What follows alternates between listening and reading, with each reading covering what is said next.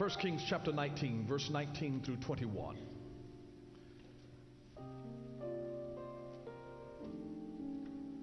And this is the story of Elijah the prophet shortly after he had escaped from Jezebel, seeking his head, and then God's great revelation of himself to Elijah after he hit him in the cleft of the rock and passed by. And now what happens after this great encounter of what God has done in the life of Elijah, God does not want what started with Elijah to stop with Elijah. And so we pick up here in verse 19, because no matter how great any one person is in their own personal success, if they don't have a successor, they have failed. Success without a successor is failure. And so notice verse 19. So he departed from there and found Elisha, the son of Shaphat, who was plowing with 12 yoke of oxen before him. And he was with the 12th. Have you ever been down to the last thing that you've got? He was with the 12th. He was with the 12th. And then Elijah passed by him and threw his mantle on him. And he left the oxen and ran after Elijah and said, please let me kiss my father and my mother, and then I will follow you. And he said to him, go back again, for what have I done to you? And so Elisha turned back from him and took a yoke of oxen and slaughtered them and boiled their flesh, using the oxen's equipment, and gave it to the people, and they ate. And then he arose and followed Elijah, and he became his servant.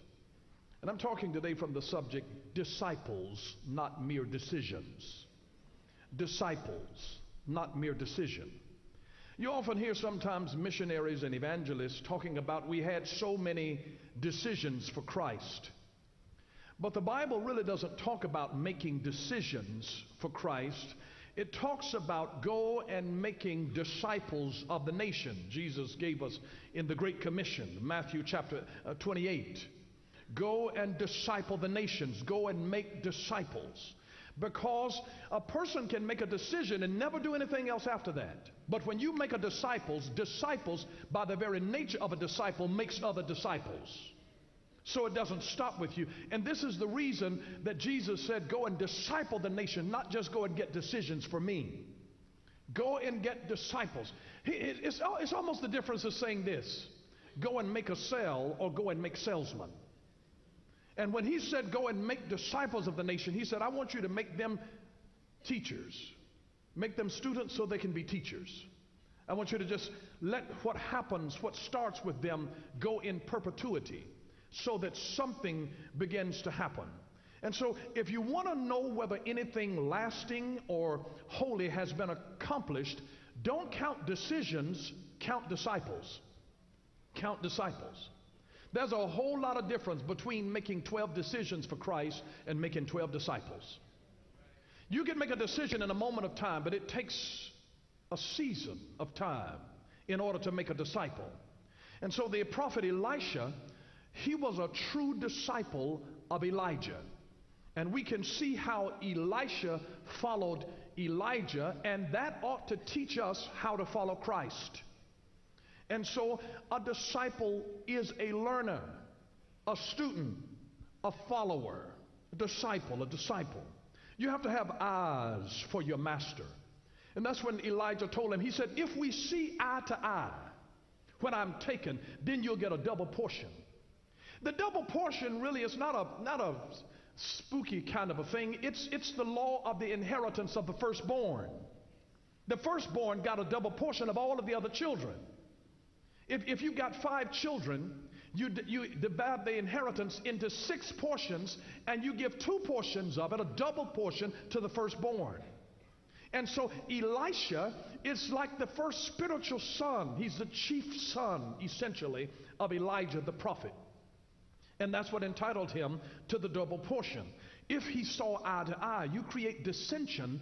Dissension is a part of dishonor, and dishonor will disqualify you from an inheritance. We have a problem in the church world today because we've got a problem in the natural families with dishonor. And wherever there is dishonor, there is a disqualification for a spiritual impartation of divine blessing coming into the life, because folks are too sassy and they know too much themselves. It's a problem. Their dishonor disqualifies. Dishonor disqualifies. Dishonor disqualifies. It's not just your right to say what you want to say and think what you want to think, do what you want to do, and come when you please and go when you please. Dishonor disqualifies. Dishonor disqualifies. Dishonor disqualifies. To dishonor means to take lightly. It means to take lightly, that whatever you say to me, so what? It's just your opinion. When you dishonor somebody, you take them lightly. You make their opinion common. And when you do that, you take the sanctity of what God will have wanted to do in your life and cause great blessing. But if you are to be a disciple, there are some things that you have to do. Here's number one. There is a person to please. There is a person to please. If you're going to be a disciple, there is a person to please. If we're going to be disciples of Jesus Christ, we've got to please the person of Jesus Christ. We've got to please him. We've got to please him.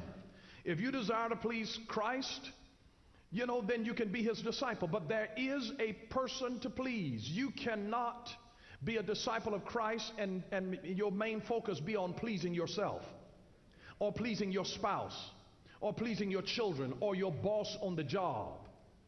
You've got to have it where your focus is on pleasing the person of Jesus. It can't just be about pleasing your coach or your accountant or your friend. It's about pleasing God. We want to be God pleasers. Well, we please him. Don't waste your time kissing up to people that you think have the ability to give you position and power and money. Kiss up to the source of all things. To worship is the word, when we actually proskuneo, it means to kiss towards. When you kiss up to God, he's the one that's got the power to promote you. There is a person to please. There is a person to please. There's a person of Christ to please. As a disciple, we want to be pleasing to God. I mean, I don't know about you, but when I come to the end of my journey, I don't want to, get a rap sheet of everything that I did wrong. I want to be able to hear him say, well done, thou good and faithful servant, where we have pleased him. We have pleased him.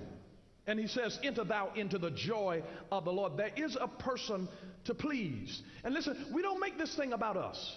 I understand. I'm like a billboard. I'm a sign. When there is a billboard, you don't draw the attention to the color of the billboard and all of this kind of stuff. It's the message that's on the billboard that is pointing to something else. And it's about what that thing is pointing towards. We have to be like burning bushes. Did you ever notice that Moses never even told us what kind of bush it was?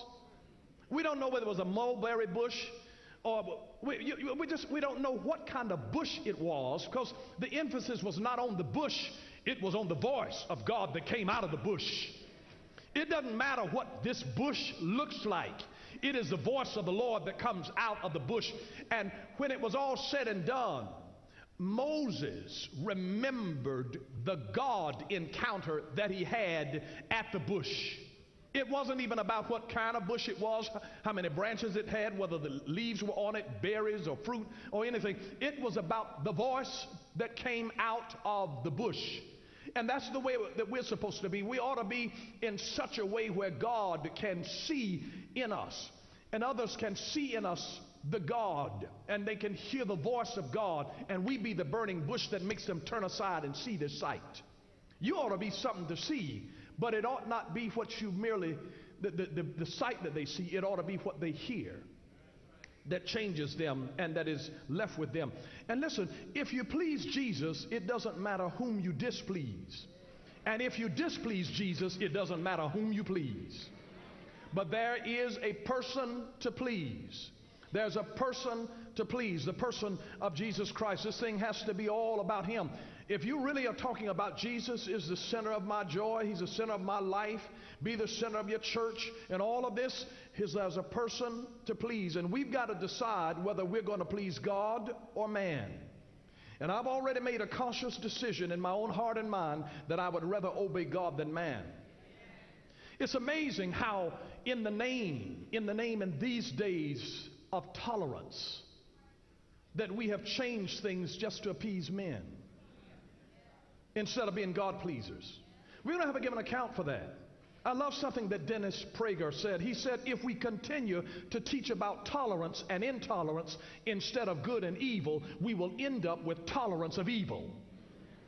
Now that's a mouthful. And it's exactly what's happening in our culture today. Listen, the Bible talks about good and evil. In the garden, there was a tree of good and evil. Tree of the knowledge of good and evil. It wasn't a tree of tolerance. Tolerance is about pleasing people. Let's make everybody happy. You make everybody happy, you'll lose your mind. Just forget about it. Forget about that. If you do well, somebody's not going to like you. Get over it. You don't have to apologize to people because you're going to do well in life and succeed. Somebody's not going to like it, and then they're going to tell you, you act like you know everything. Just go ahead and let God shine through you. Somebody's not going to like it. There's a person to please, and it's not the one that's sitting around you. He's in a higher place. And if you please him, it doesn't matter who else you displease. It really doesn't. You please him. When you really realize who you are, you don't let the opinions of people mess you up and throw you off. Do you think that a lion sits around and allows his day to be messed up over what a sheep thinks about him? You think a lion is going to say, well, if I chase this gazelle down and jump on their back and have them for dinner, do you think that maybe their relatives who see that happen are going to talk about me being fat and greedy? A lion does not waste his time over the opinion of sheep and gazelles. You got to just be who God made you to be. That's in the nature of the lion. It's in the nature. So you have to understand that there's always, as a disciple, there's a person to please. There is a person to please. And never forget the three types of people in your life. People who helped you when you were in difficult times. People who left you in difficult times. And people who put you in difficult times. I mean, there's just something that you just don't forget. Don't ever forget those that help you. Don't forget those that left you. And don't forget those who put you there. Touch your neighbor, so you better recognize.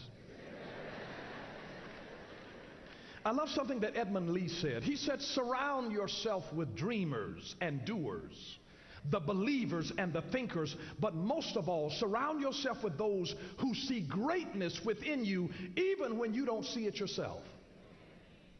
You've got to surround yourself with somebody that believes in you. There's a need for everybody to be the apple of somebody's eye. You got to have somebody. I don't care whether it's your great-grandmama, where you can do no wrong in her eyes. Everybody ought to be the apple of somebody's eye. You got to surround yourself with people who believe in you. One of the greatest ways to destroy yourself and limit your potential is to have people in your life who don't believe in the gift of God that's in you. A real friend is a friend that brings out the best in you. That's a BFF. Somebody that brings out the best in you. That's a best friend. Not somebody who can just tell your gossip to. No, it's somebody who can bring the best out in you.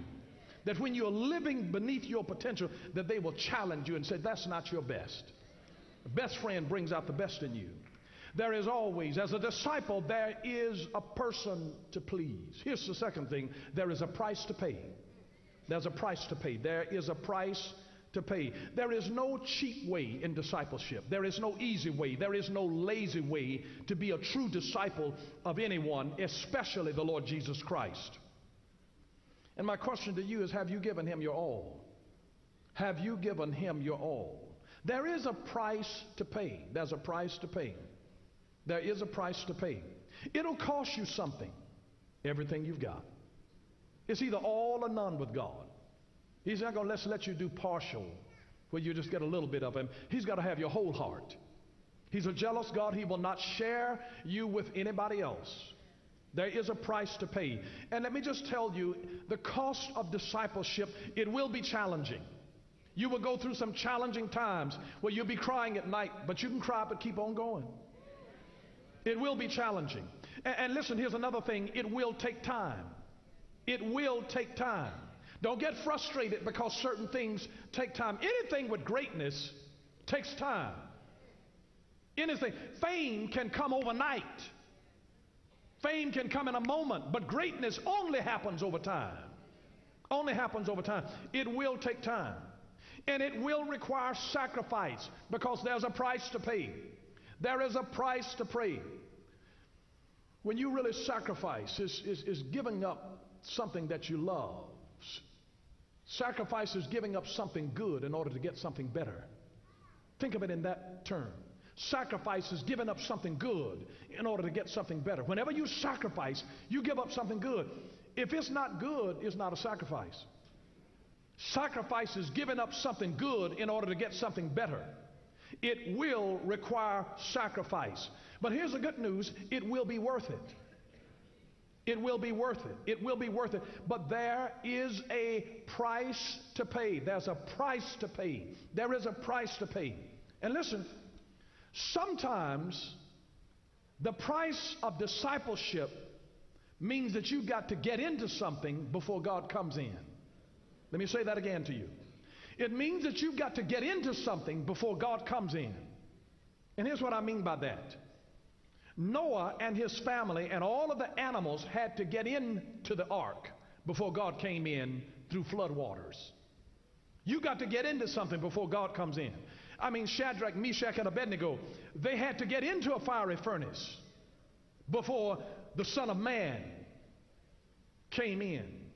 They had to get into something, and sometimes you're waiting for God to come in and you haven't gotten in. You can't say, come on in here. No. You got to go in.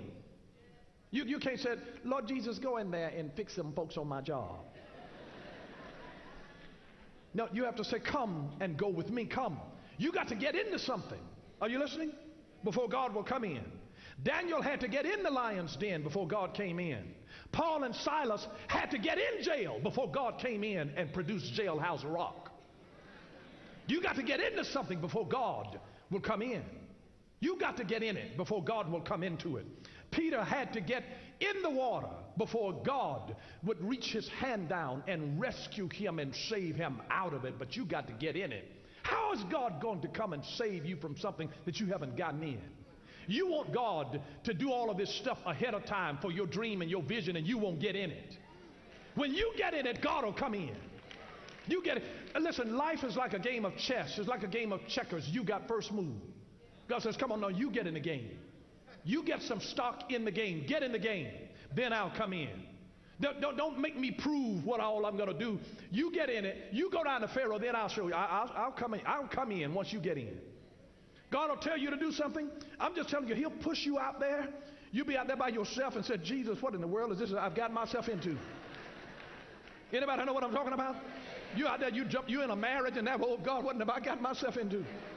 You jumped out here trying to start our own business, trying to launch out and do your own thing, and then you wonder, what in the world is this that I have gotten myself in? When you get in it, God will come in. You get in and God will come in and help you. He's a helper. He's a paracletus. He will come in and help you. One called alongside to help you. But you've got to get in and roll up your sleeves and then say, God, come in. Help me with my family. Help me with my marriage. Help me with my children. Help me with my attitude. God, come in. Help me, God. Help me to keep from killing somebody here. Jesus, if you don't come in here right now. But you've got to be there. And just remember this, though. Remember, God will never call you to a place that he is not already present. Never. He will never call you to a place that he is not already present. But you've got to get in before God will show up. When you get in it, God will meet you there. He'll tell you, you go get up, Abraham, and go to a place that I will show you. Do you think that God was telling Abraham to go somewhere that he wasn't? It would be against his nature. God is ubiquitous. Oh, I hope I didn't choke you. You'd recognize this word, omnipresent. He's omnipresent. Every place that you go, God already is. But you got to get into something before God will come in, because there is a price to pay. There's a person to please. There is a price to pay. Number 3, there is a purpose to pursue. A purpose to pursue. a purpose to pursue. If you are going to be a disciple of the Lord Jesus Christ, you've got to have a burning, blazing, passionate persistence and say, I will follow you anywhere. I'll follow you anywhere. I'll follow you to the ends of the earth. When Elisha came into Elijah's life, or Elijah came into his life, Elisha pledged to him, he said, wherever you're going, I'm going. It was a price to pay, but he had to pursue it. He had to pursue it. He had to pursue it. It's interesting that people that tell me that they are pursuing something and they're not going after anything. How are you standing on the promises while you're sitting on the premises? No, you got to go after it. You have to go after it. When you get filled with God, God will, he'll give you his nickname, G-O, go. You don't sit still. He puts you on the go. He puts you on the go. So you have to do something every day in the direction of your destiny or your life mission. Do something every day in the direction of your destiny or your life mission. You have to plan purposefully. Plan purposefully. Plan purposefully. Prepare prayerfully. Prepare prayerfully. And pursue persistently. You're not going to always get it the first time around, the second time around. Pursue persistently. You have to pursue his glory. You have to pursue this thing persistently. You have to go after it with tenacity. You have to go after this thing. There's not only a person to please and a price to pay and a purpose to pursue, there is also a prize to possess. A prize to possess. And here's the question to you. Is it worth it to serve Jesus Christ? There is a prize to possess.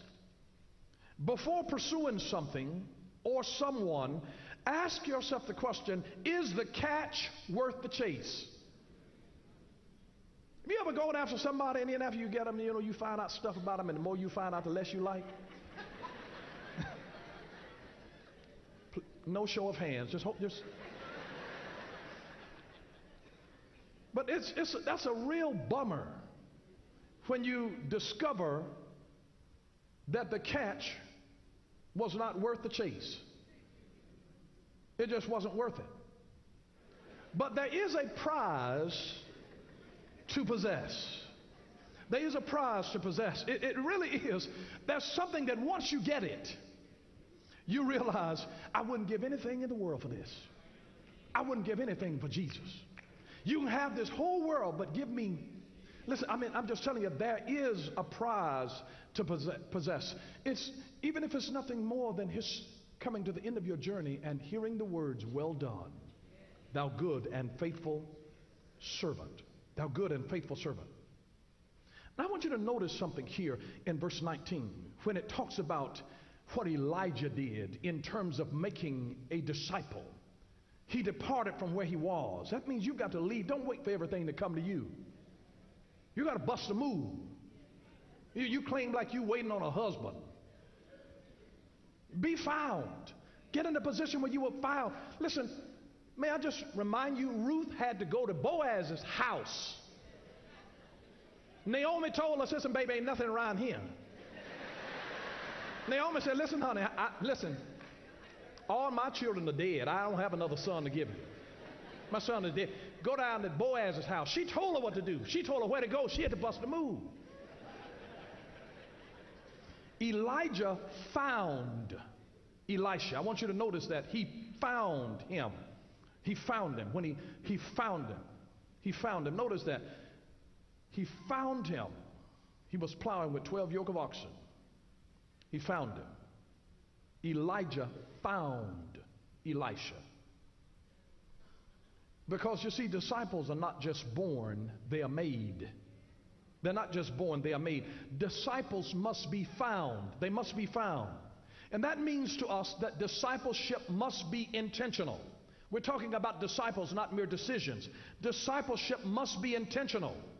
There is a process. There's a process. Here's the first step of it, is that you've got to discover something. You got to discover the person. He found Elisha. He had to find them. He found them. You discover it. Step one. Step two is that you have to develop. He developed him. He carried him with him. Every place that he went, they didn't go one place without the other. He developed him through training, mentorship, apprenticeship. He trained him. You discover, you develop, and third step is deploy. Deploy. You don't train a person for war and then never send them to battle. You got to be deployed at some point. What good is it? You call yourself a marksman and you've got a gun and it's always just ready, aim, ready, aim, ready, aim. No. At some point you got to pull the trigger. You got to fire. Discover, develop, deploy. It's a process. So when Elijah found Elisha, he was ready to be discipled. He already had the first level of discipleship by being mentored by his own father, Shaphat. He was the son of Shaphat. This is a guy that he understands. This man already understands order. He's already somebody's son. He understands order. You have to come into an order. You cannot help people who will not submit to an order. You can't help them. You cannot help people who will not be ordered in their life. Talented people, but have no discipline of order, and their lives never amount to anything because they have no discipline for order. Thank you for watching Power for Living with Bishop Dale C. Bronner. Join us again next time for Power for Living, where revelation is power. Power